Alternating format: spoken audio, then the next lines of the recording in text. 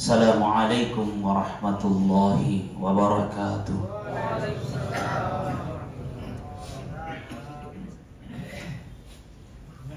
Alhamdulillahilladzi amarna bil ittihadi wal ukhuwah wa nahana 'anit tafarruqi wal fasad. Wassalatu wassalamu ala Rasulina al-Karim Nabiina Muhammad bin Abdillah wa ala alihi wa sahbihi ajma'in. Jamaah, terutama para pengurus dan pengelola yayasan, panitia Amalia Ramadan, segenap jamaah kaum muslimin dan muslimat yang terhormat.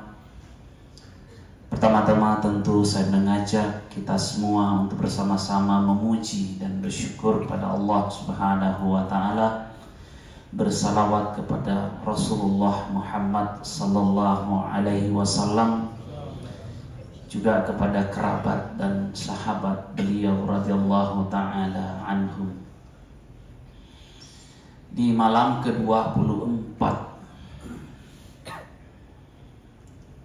saya mendapatkan tugas dari imam yang sejatinya sebetulnya saya malam ini naik, ya, tetapi itu biasa terjadi di imam dengan manajemen pengelolaan atau manajemen dakwah seperti itu, biasa saja. Insyaallah malam ini karena saya tadi bertanya kepada panitia apa temanya, saya tidak melihat, tidak ada tertulis.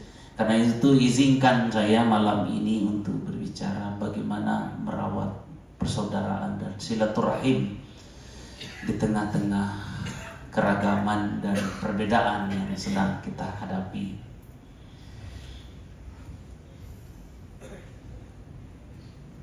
Al-Quran menghubungkan antara iman seseorang dengan kualitas interaksi sosial.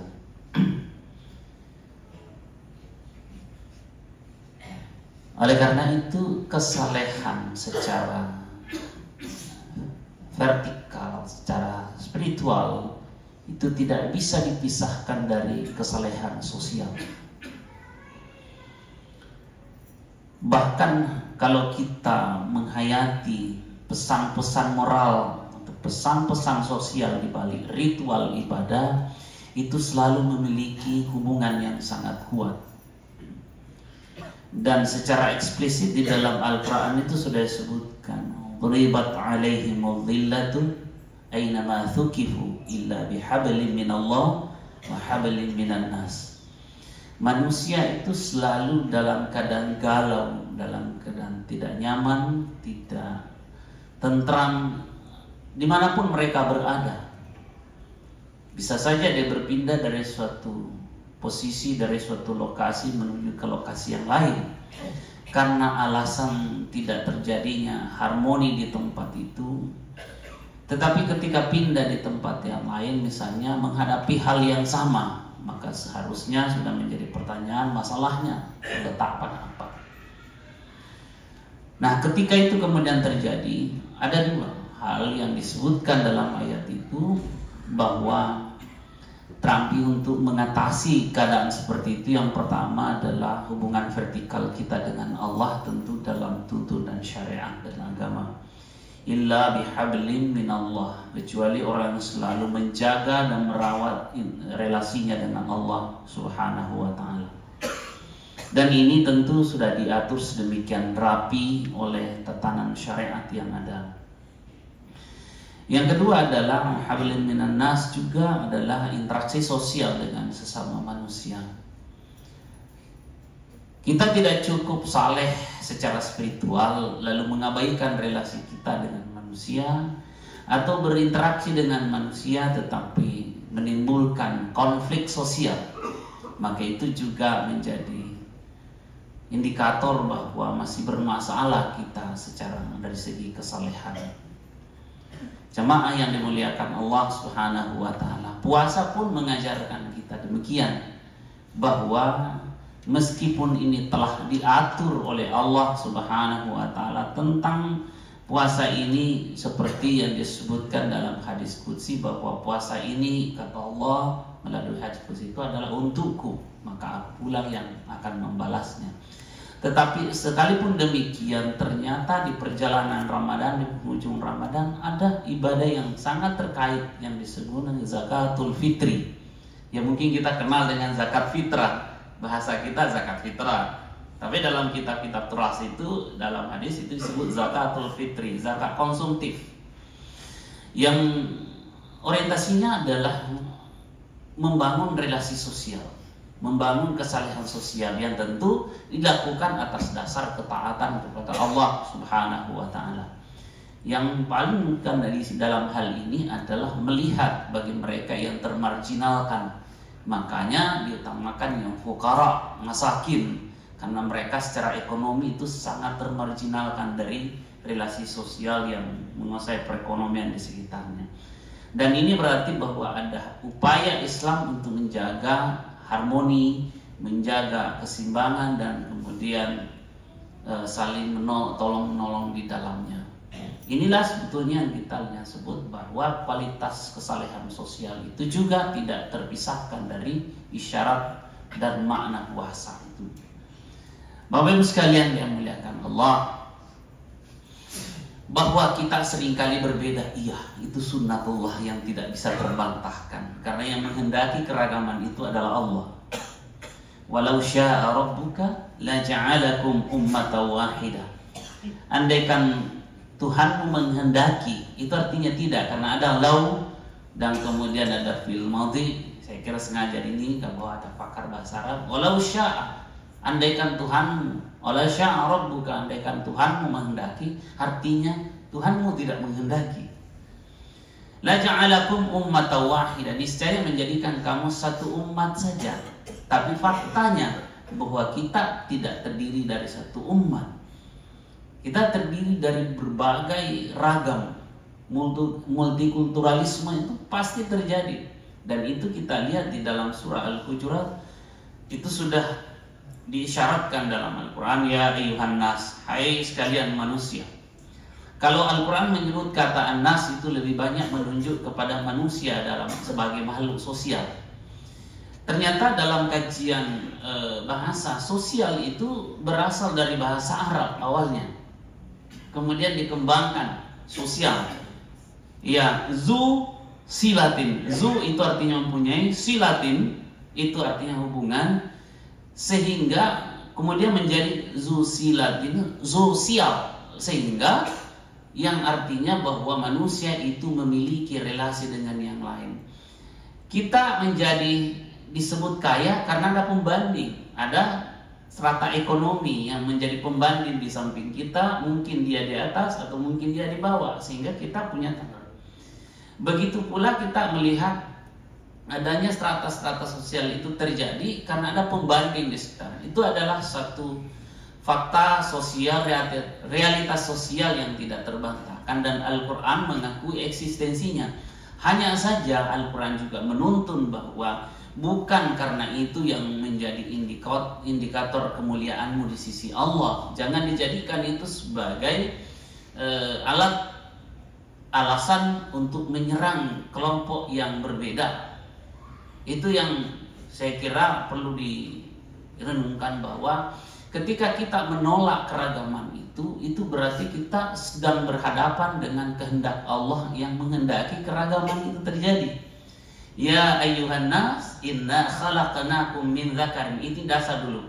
Hai manusia, manusia itu ya tidak hanya umat Islam, bahkan orang tidak beragama sekalipun itu manusia. Ya ayyuhan nas, hai manusia, inna khalaqnakum, kata Allah, sesungguhnya kami telah menciptakan kalian min dzakari wa untha, dari jenis laki-laki dan perempuan. Tidak terbantahkan, ini fakta. Ada laki-laki, ada perempuan. Ini adalah pengakuan eksistensi Al-Quran bahwa laki-laki maupun perempuan harus dijamin kelangsungan eksistensinya, karena Allah yang menghendaki demikian. Kita mungkin tidak pernah berpesan dan mengorder untuk terlahir sebagai seorang laki-laki, ataupun sebaliknya. Tapi faktanya itu terjadi, ada sesuatu yang given dari Allah Subhanahu wa Ta'ala. Yang kedua adalah bahwa jangan karena alasan perbedaan jenis kelamin yang kemudian kita menyebut ini manusia kelas 2, ini manusia kelas 1. Tidak ada seperti itu. Bahkan siapapun yang beramal dengan kebajikan karena beriman kepada Allah, baik laki-laki maupun perempuan, itu mempunyai peluang untuk mendapatkan nikmat Allah yang sama. Mereka semua bisa diakomodir ke dalam surga. Begitu juga sebaliknya, kalau mereka melakukan dosa, sama saja akibat yang akan ditimbulkan, yang akan diterima. Disinilah keadilan Allah tanpa melihat perbedaan jenis kelamin. Yang kedua, waja'alnakum syu'uban, dan menjadikan kalian berbangsa-bangsa. Fakta juga tidak terbantahkan. Kita tidak pernah berpesan khusus sebelum dilahirkan untuk terlahir sebagai bangsa Indonesia dengan segala keragamannya. Fakta itu adalah hal yang tidak terbantahkan. Begitu juga ada yang terlahir sebagai orang Amerika, ada yang terlahir dengan bangsa ini dan seterusnya. Itu sudah disyaratkan dalam Al-Quran. Tapi perbedaan kebangsaan itu bukan menjadi indikator bahwa bangsa Indonesia lebih hina dari bangsa Amerika, atau sebaliknya orang Amerika merasa lebih superior daripada bangsa Indonesia. Tidak bisa seperti itu. Persamaan manusia dijawab dalam Al-Quran ini. Bapak Ibu sekalian, kemudian waqabail, berkabilah-kabilah, bersuku-suku. Ada yang terlahir sebagai suku Makassar, ada yang Bugis, ada Mandar, ada Jawa. Itu keragaman itu fakta juga yang tidak terbantahkan, dan itu sudah diakui oleh Al-Quran eksistensinya. Tapi Al-Quran mengingatkan, itu tujuannya bukan untuk dijadikan sebagai adanya kelompok yang inferior dan superior. Ada kelompok yang menjadi penguasa, lalu kemudian yang lain tertekan dan terzolimi. Bukan itu. Jangan merasa suatu suku menjadi suku paling hebat, lalu kemudian menekan dan menindas suku yang lain. Bukan itu tujuannya. Tapi apa? Justru ini menjadi penanda dan menjadi identitas untuk bisa lebih efektif saling mengenal. Lita'arafu, semua perbedaan itu mentasi pada adanya lita'arafu, saling mengenal. Dari latar belakang suku ini punya budaya seperti ini, latar belakang suku seperti ini, dia punya tata nilai seperti ini. Saya mengambil contoh ketika kemarin saya melakukan penelitian, jadi melihat perhatikan bahasa antara suku Bugis dan Mandar. Ada kesamaan yang bisa dibincangkan dan dibicarakan. Pertama, ketika saya meneliti tentang ada suatu nilai budaya namanya si Bali Peri. Bali Peri bagi orang Bugis, Bali Pari bagi orang Mandar. Tapi dalam berkomunikasi kadang-kadang menurut suku ini agak kasar, tapi menurut suku ini justru yang halus. Contoh, kalau orang Bugis yang halus, kalau dibilang iye lebih halus dibanding dengan iyo. Tapi orang Mandar kalau iyo justru halus. Iya. Nah, ini tidak bisa dijadikan standar bahwa orang Mandar ketika bicara itu kasar, tidak. Yang begitu. Justru dia sudah halus dengan pengungkapan seperti itu. Dalam tradisi pesantren misalnya, ada juga pesantren yang menerapkan misalnya relasi antara kiai dengan santri. Kalau dia berjabat tangan, seorang anak, seorang santri itu cium tangan kepada kiainya. Tapi kalau kita mau berjabat tangan dengan kita bersilaturahim, berinteraksi dengan orang Jepang, dia menundukkan kepalanya. Itu cara mereka menghormati. Jadi dimanapun kita, nah ini yang perlu kita ketahui, lita'arafu, agar kita bisa saling berlaku arif karena kita memahami antara satu dengan yang lain. Ini adalah tuntunan Al-Quran yang sangat mendasar dalam interaksi sosial. Puasa mengajarkan kita itu semua. Puasa mengajarkan bagaimana. Kemudian juga kita bisa lihat ada hal-hal yang kemudian kita bisa lihat itu baru dalam konteks perbedaan suku, perbedaan kebangsaan, itu baru. Belum lagi kalau kita berbicara pada perbedaan keyakinan. Sebetulnya kalau Allah menghendaki, tidak ada yang tidak terjadi. Misalnya, seandainya Allah menghendaki kita menjadi muslim semua, itu terjadi. Siapa yang bisa bantah? Nggak ada yang bisa bantah. Tapi faktanya tidak semua orang menjadi muslim. Al-Quran hanya menawarkan hudan linnas. Al-Quran turun sebagai pedoman untuk semua manusia. Tapi apakah kemudian manusia semua akan berpedoman? Tidak. Maksudnya Al-Quran terbuka untuk dijadikan sebagai pedoman. Tapi kemudian bahwa orang semua melakukan atau tidak, faktanya tidak. Maka terseleksilah secara sosial dan interaksi itu kemudian terjadi terhadap bagaimana dia merespon Al-Quran itu. Maka dia terseleksi keluarlah sebagai hudan lil muttaqin, yang benar-benar memperoleh petunjuk dari Al-Quran adalah yang kemudian mencapai tingkat predikat orang yang bertakwa. Jadi Al-Quran terbuka untuk dijadikan pedoman untuk semua manusia, tapi tidak semua orang kemudian mendapatkan. Itu atas apa? Bahwa Allah punya otoritas untuk memberikan petunjuk kepada siapa yang dikehendaki, dan juga tidak memberi petunjuk kepada yang belum atau tidak dikehendakinya. Tentu dalam pengetahuan dan genggaman Allah Subhanahu wa taala, kita tidak memiliki kemampuan untuk memprotes kenapa seperti itu. Allah memiliki kesempurnaan sifat yang tentu dengan kesempurnaannya itu pula itulah yang kita saksikan. Bapak Ibu sekalian yang muliakan Allah Subhanahu wa taala, karena itu tidak layaklah karena atas dasar perbedaan itu lalu kita menyerang orang lain. Karena Allah memang tidak menghendaki kita sama. Jadi perbedaan, keragaman adalah sebuah keniscayaan. Dan kita bisa lihat, yang perlu kita contoh adalah bahwa bagaimana menata dan mengelola perbedaan itu menjadi kekuatan bersama. Dan itulah yang dilakukan Rasulullah Sallallahu Alaihi Wasallam pada periode Madinah. Kita lihat bagaimana Rasulullah Sallallahu Alaihi Wasallam pada periode Madinah. Yang pertama adalah beliau tahu bahwa potensi konflik yang sudah berkepanjangan dalam sejarah di Yasrib yang hari ini namanya Madinah, itu ada dua suku besar yang sangat berpengaruh namanya Khazraj dan Aus. Sebenarnya banyak sekali suku, tapi ketika terjadi konflik di sana, suku Khazraj dan Aus ini selalu memimpin sukunya dan ada pendukungnya masing-masing. Jadi suku-suku lain itu melebur di belakang suku Khazraj, dan juga yang lainnya di kelompok yang lain melebur di belakang kelompok suku Aus. Dan maka ketika terjadi perang, maka mereka yang tampil itu memimpin peperangan adalah dua suku besar ini. Rasulullah tahu potensi konflik ini, tapi ketika Rasulullah beremigrasi pindah ke Madinah atau Yasrib pada saat itu, justru yang pertama dilakukan Rasulullah itu adalah melakukan dialog dan kemudian merumuskan bagaimana supaya terjadi dialog antara kedua belah pihak itu di bawah dukungan kedua suku besar itu. Maka Rasulullah kemudian memberi nama yang sangat terhormat. Ini pentingnya. Jadi memberi nama yang terhormat itu membuat orang bisa bersatu. Apa namanya? Tidak ada lagi suku Khazraj, tidak ada lagi suku Aus, yang ada adalah Ansar. Nah, di sana kemudian dipersaudarakan menjadi kaum Ansar. Menjadi Ansar. Ansar artinya kaum penolong.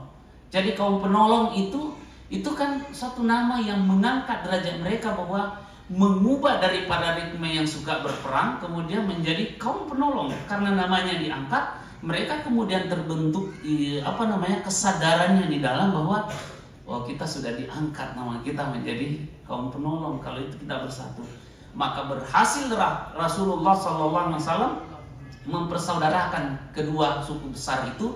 Maka problem lokal sudah selesai.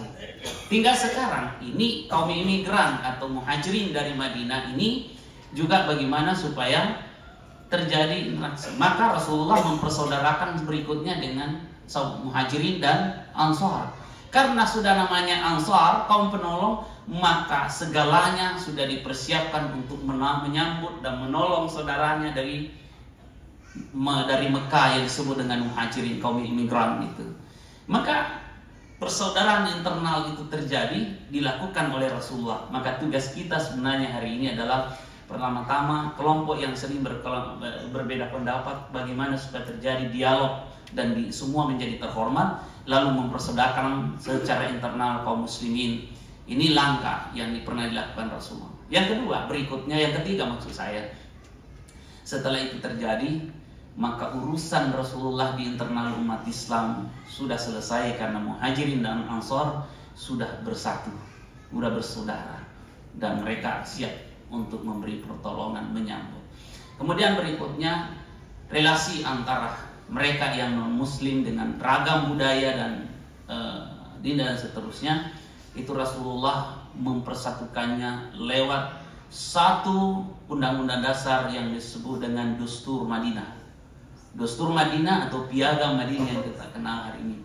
Itu Rasulullah memimpin untuk terjadinya rumusan-rumusan yang menjadi dasar tata kelola negara yang majemuk, penduduk yang majemuk, multikultural di bawah kepemimpinan Rasulullah. Maka Dustur Madinah, disitulah kemudian menampakkan adanya perlindungan terhadap warga negara tanpa melihat latar belakang mereka, tanpa membedakan, dengan kewajiban warga negara terhadap negaranya dan hak-hak mereka untuk mendapatkan perlindungan kepada negara. Apa itu? Yaitu bahwa kaum muslimin wajib membayar zakat, dan zakatnya untuk menunjang pemerintahan dan masyarakat dan ekonomi. Yang kedua adalah bagi non muslim kewajibannya adalah jizyah atau upeti, pajak kan. Maka terjadilah bahwa ketika muslim membayar zakat, menunaikan zakatnya, maka kewajiban negara untuk melindungi kaum muslimin. Itu. Kemudian yang kedua, ketika non muslim sudah membayar pajak, maka juga kewajiban negara untuk melindungi mereka. Maka siapa yang tidak membayar pajak dan siapa tidak membayar zakat dari kaum muslimin itu menjadi musuh bagi negara. Sehingga negara berlaku adil di bawah kepemimpinan Rasulullah. Hak warga negara terjamin dengan berjalannya kewajiban mereka dalam hal ini. Nah, ini yang saya maksud bahwa sebetulnya ajaran zakat yang kita sering jadikan sebagai di akhir-akhir Ramadan mengingatkan, itu sesungguhnya adalah untuk membangun harmoni, membangun kemanusiaan yang tentu saja ini telah menjadi wujud ketaatan kepada Allah Subhanahu wa taala, karena zakat merupakan zakat merupakan rukun Islam yang ketiga berdasarkan hadis. Nah, kemudian di dalam membayar zakat juga ada etika sosial yang harus dijamin. Wa'atu, menurut analisis saya ketika membaca Maqayisul Lugha dan beberapa kamus, wa'atu itu artinya bukan mengeluarkan sebenarnya. Wa'atu itu artinya datangkan atau antarkan. Mau diantar kemana? Itu berarti harus ada data sebenarnya. Siapa menjadi penerima zakat tahun ini, di mana alamatnya? Wa'atu zakat. Artinya datangkan. Mengapa harus didatangkan? Yang sering terjadi di masyarakat adalah penerima yang datang, bukan mendatangkan atau mengantarkan. Akibatnya seringkali dimanfaatkan oleh orang yang berkepentingan tertentu, mengeksploitasi kemiskinan itu untuk mempertontonkan dan mengambil mereka yang menerima, sehingga juga pendistribusiannya tidak jelas. Mengapa demikian? Oleh karena yang datang ini dari suatu tempat tidak terdata, tidak terdeteksi, berulang di tempat lain dapat lagi. Kemudian yang perlu kita hati-hati juga adalah bahwa ada kelompok sebenarnya yang berhak menerima tapi karakter berbeda. Ada kelompok yang miskin tapi memang tidak malu atau dia memang tidak masalah kalau diketahui seperti ini. Ada juga orang yang sebenarnya tidak mampu, tapi dia menjaga kewibawaannya, dia menjaga, tidak mau menampakkan. Nah, kalau tidak ada data, inilah yang tidak dapat, yang seperti ini, karena tidak ada data dan tidak mau menampakkan diri. Disitulah peran pemerintah harus memiliki data. Dalam hal ini tentu ada administrator yang bisa. Nah, sekarang sudah bisa dilakukan itu melalui media online sebetulnya bisa kita punya data. Kalau ini bisa kita kelola, maka insya Allah mudah-mudahan teknologi bisa membantu kita untuk mendistribusinya secara berkeadilan. Banyak hal yang sebenarnya yang saya ingin kemukakan, tapi tentu kita semua lelah di siang hari dan ini waktu kita sangat terbatas. Mudah-mudahan kita di lain waktu bisa bertemu dan mudah-mudahan kesalehan spiritual dan kesalehan sosial itu kita dapatkan secara simultan, secara bersamaan di dalam ibadah puasa kita ini insyaallah. Hadanallahu wa iyyakum. Assalamualaikum warahmatullahi wabarakatuh. Waalaikumsalam.